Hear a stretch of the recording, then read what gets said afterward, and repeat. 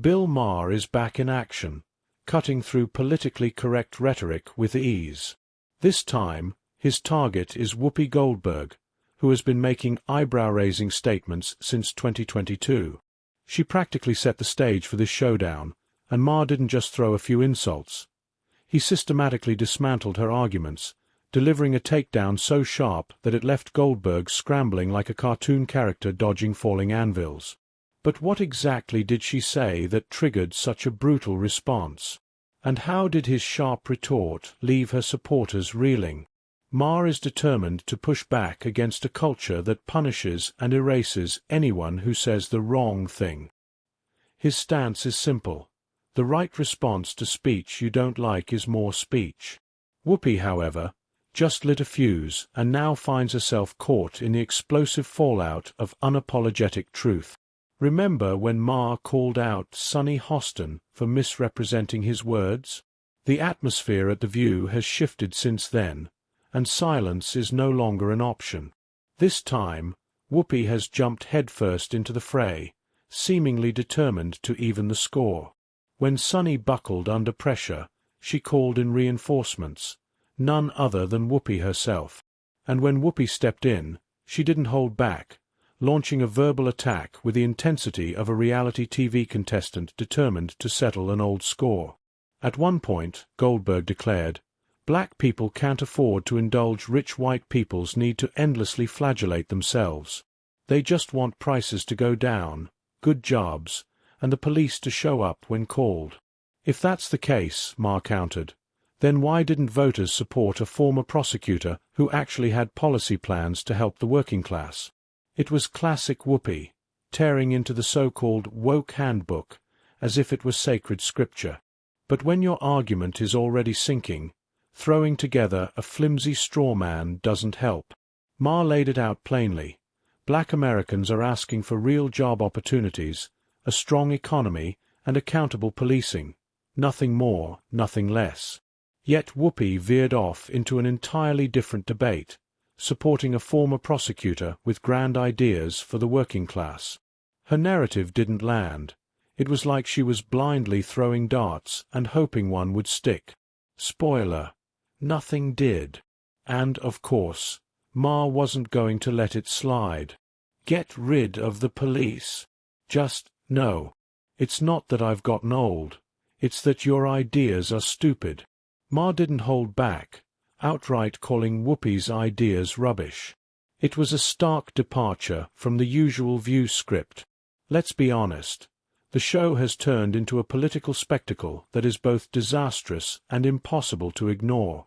Known for its incendiary takes on almost every topic, The View constantly pushes the envelope. But somehow, Whoopi and Sunny still manage to turn up the chaos with their wild commentary. And who could forget when Charlemagne the God stepped onto that unpredictable stage? He looked as if he had accidentally wandered into an alternate dimension. He pointed out an obvious hypocrisy.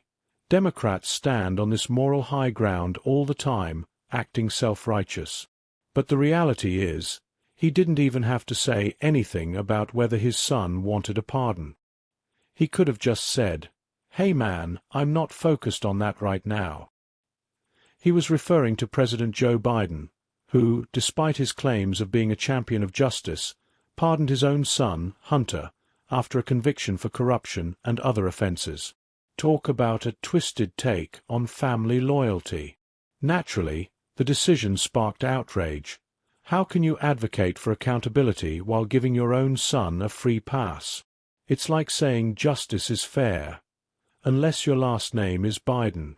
Hunter's wrongdoing was as obvious as a toddler with chocolate smeared across their face, yet somehow, accountability wasn't on the agenda for this particular case. That's exactly what Charlemagne was calling out. If the so-called woke crowd insists that no one is above the law, then they should practice what they preach. Simple enough, right? Well, not according to Whoopi. "I'm going to stop you right there," she interrupted. "You don't know that it was a lie. We don't know why he changed. You really think he just changed his mind over Thanksgiving weekend? No, I'm going to tell you what I think. I think he changed his mind because he got sick of watching everybody else get over. Here comes another cringeworthy moment, courtesy of Whoopi Goldberg, the undisputed queen of eyebrow-raising commentary. This time, she insisted that Biden was absolutely right when he declared that no one is above the law. Seriously? There's a mountain of evidence, videos, recordings, and even historical statements, that prove he said exactly that. This country was founded on the principle that there are no kings in America. Everyone is equal before the law. No one is above the law, not even the president. Watching Whoopi try to spin the facts was like watching someone insist the sky isn't blue on a clear day. Her leaps in logic could qualify for the Olympics, if only she didn't trip over her own reasoning. Even Charlemagne couldn't hide his disbelief at her claims. But Whoopi didn't stop there. She went on to suggest that Biden reversed his stance simply because he was tired of being taken advantage of. Charlemagne, completely baffled, responded, "So I'm just supposed to follow the straight and narrow because that's what's expected of Democrats? But that's their fault. They're the ones who go out there and stand on this moral high ground. They don't have to do that." The irony of the woke agenda is that they are quick to condemn mistakes, unless the person making them belongs to their own elite circle. When someone outside their group slips up, they pounce. But when it's one of their own, the outrage magically disappears, replaced by hushed excuses or selective amnesia. Whoopi and her crew may have gotten a free pass while Charlemagne was on the show, but when Bill Maher caught wind of their antics, he took a sip of his drink and delivered one of the most brutal takedowns yet. In recent memory, you love to speak truth to power, and we always should, but you have completely lost the ability to speak truth to both. Maher's dissection was razor-sharp. This so-called woke mob loves to parade as the epitome of truth and justice, yet their own double standards were laid bare for all to see. Consider Hunter Biden. His guilt was as clear as day, yet his father's presence in the Oval Office allowed him to sidestep accountability entirely. Were it anyone else, the mob would be demanding retribution on a silver platter. But when it comes to one of their own, favoritism trumps fairness every time. This is hypocrisy in its purest form, and Maher wasn't shy about calling it a sham. The pressing question remains: how much longer will Americans tolerate this duplicity? It's not just about Hunter. It's about a system that bends over backward for the powerful while slapping the book on everyone else. Maher's blistering retort wasn't merely timely. It was a wake-up call for anyone still clinging to the illusion of impartial justice. And here's the kicker. Maher pointed out that this woke faction often gets a helping hand from mainstream media, further fueling the double standards they so vehemently preach against. Was it appropriate to bury the Hunter Biden story? The press certainly seemed to think so. They buried it before the election, afraid that exposing it would throw the election to Trump. The media pulled out all the stops to downplay the Hunter Biden scandal, burning the midnight oil to shield President Biden and throw a wrench into Trump's re-election plans.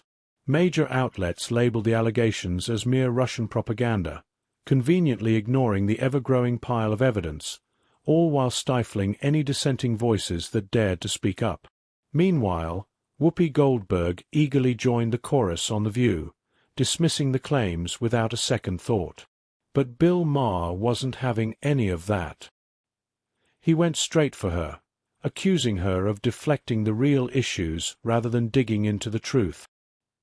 He systematically tore apart her excuses, exposing the stark hypocrisy for everyone to see. Above any matters of politics or ideology, one thing is certain about America: it's run by mean girls. Mean girls in the press, in politics, and in life. When they smell blood in the water, their lust to finish off a vulnerable person will never be denied. Maher hit the nail on the head. The women of The View, particularly Whoopi Goldberg, aren't just progressive. They're like a ruthless school of sharks, circling, waiting to devour anyone who dares stray from their rigid ideology. Their style of debate isn't about real discussion or seeking truth. It's all about shutting down dissent and imposing their narrative through scorn and cutting remarks. Whoopi, for instance, has mastered the art of dismissing opposing opinions with a casual flick of her hand, as if alternative viewpoints are unworthy of consideration. Maher, on the other hand, wasn't shy about exposing these tactics. He called out what he sees as nothing more than bullying masquerading as activism. It's no surprise he's become a constant thorn in their side, consistently spotlighting their double standards for an audience tired of echo chambers. His takedowns are like a burst of fresh air in a room suffocated by stale, one-sided arguments. Democrats run for office as if voters don't live here, as if they don't go to the grocery store, Starbucks, or the office. But they do. They see women and people of color in everyday life, and it doesn't look like some patriarchal, racist nightmare. Do problems remain? Of course. But Bill Maher is laying down nothing but hard truths, and he's just getting started. Get ready. What he's about to say next will leave you absolutely stunned. A poll last year asked whether America is the greatest country in the world. More Black and Hispanic Americans agreed than white progressives. When asked if racism is built into our society, white progressives agreed at higher levels than Black and Hispanic people. Once again, Maher delivers a knockout rebuttal, a flawless antidote to the usual narrative. Yet figures like Whoopi seem destined to clash with his message. But before we dive into that next explosive segment, let's quickly recap what Bill Maher just put on the table. When asked if the government should increase border security, the results were the same. Hispanic Americans were less okay with illegal immigration than white progressives. The votes are in. They don't want pity, and black people can't afford to indulge rich white progressives need to endlessly flagellate themselves. They just want prices to go down, good jobs, and police officers who show up when they call. Black people, they're just like us. Bill Maher is laying it out plainly. The progressive crowd needs to stop whining about Trump's victory and start accepting reality. He didn't steal it, rig it, or manufacture it out of nowhere. He won legitimately because millions of Americans resonated with his message, even if it left the progressive left reeling. Instead of reaching for excuses, blaming Russia, racism, or the latest Twitter scapegoat, maybe it's time to acknowledge that, in a democracy, sometimes the opposing side wins. This isn't a system malfunction. It's democracy working exactly as it should. The faster they shed the victim act and start strategizing, the better their shot will be in 2028, or even 2032. I said there's a coalition of Trump voters, people who really like him, and then there's people who don't necessarily like him that much, but still think he's less crazy than stuff that strikes them as aggressively anti-common sense. Bill Maher strikes again. Not every Trump voter is out there staging MAGA rallies in their front yard or pledging loyalty to flashy symbols. Many cast their ballots simply because they were fed up with Democrats' sanctimonious lectures and the absurd, anti-common sense policies pushed by the woke crowd. Let's be honest. When you're backing moves like allowing biological men to compete in women's sports or supporting rallies that lean toward groups like Hamas, you're bound to alienate a large slice of the electorate. Voters didn't pick Trump because they adored his off-the-cuff tweets or his sun-kissed glow. They chose him because the alternative felt like enduring a sermon from a holier-than-thou vegan at a backyard barbecue.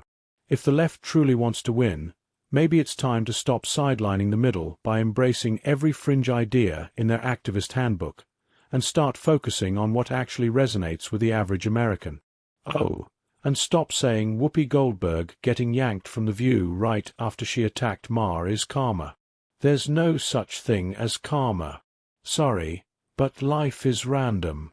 The only word to describe it when a big game hunter gets trampled by an elephant and then eaten by lions? Hilarious. Comedy at its finest. Bill Maher didn't merely deliver a parting shot to Whoopi Goldberg's tired rhetoric.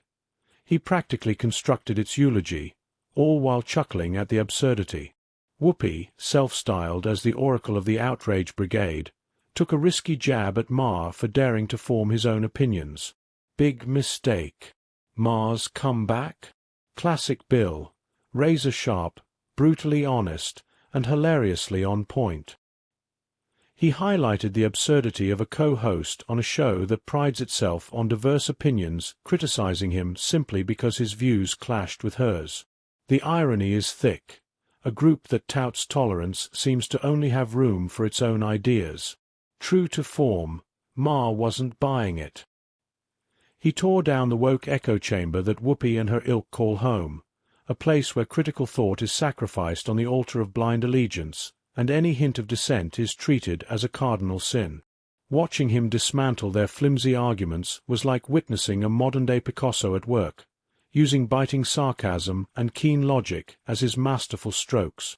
Share your thoughts in the comments, and be sure to like, share, and subscribe. Catch you in the next one.